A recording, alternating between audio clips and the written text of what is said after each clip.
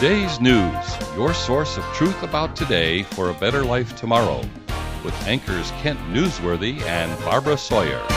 Hello, and welcome to Today's News. I'm Kent Newsworthy. And I'm Barbara Sawyer. Generic Church has announced the date of their upcoming Deacon Board elections on the first Sunday of next month.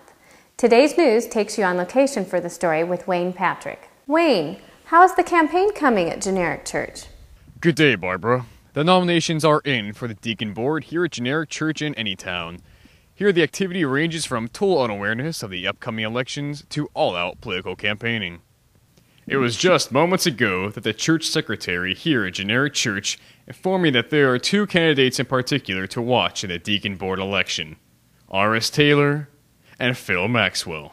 Most of the candidates for this year's Deacon Board elections are similar to each other.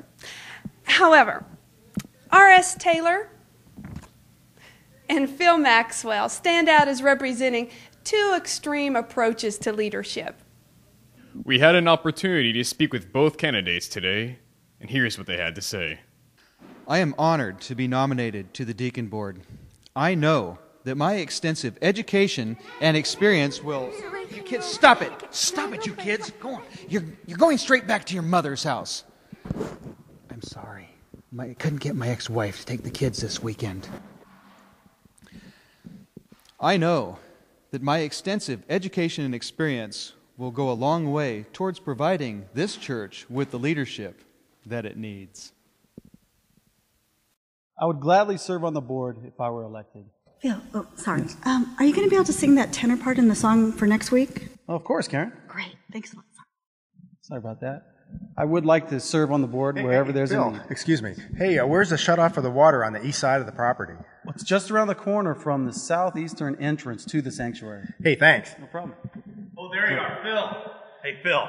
Hi. Could you teach the third grade Sunday school class this week? Oh, I'd be glad to. Oh, awesome. I just Thanks. have to make sure that I can leave on time. I hope we have provided a close glimpse at who these two candidates are and how they approach church leadership. Wayne, what have we heard about the other candidates for the Deacon Board? Are they just a bunch of clones? No, Kent. It's just that when you melt it all down, these two individuals represent contrasting leadership styles.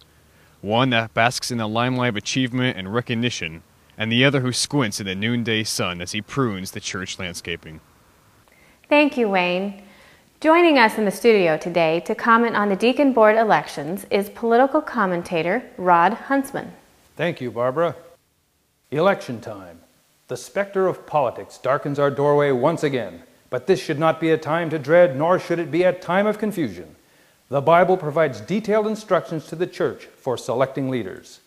1 Timothy chapter 3, verses 8 through 12 states, "Deacons, likewise, are to be men worthy of respect, sincere, not indulging in much wine, and not pursuing dishonest gain.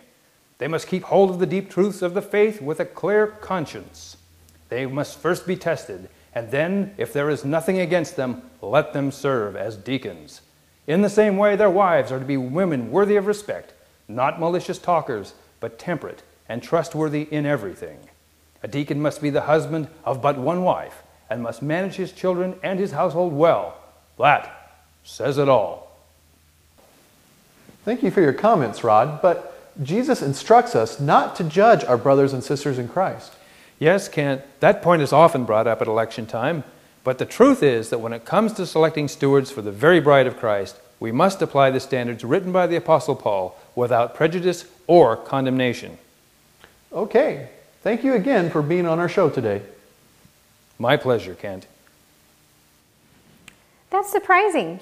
I would have thought the criteria for being selected as a deacon would be to have a good job and be successful in a career. Yes, and I'm surprised that it's appropriate to test our candidates by such personal criteria. Well, we just have to keep that in mind as elections come up. That's today's news for today. Thank you for watching. Good day.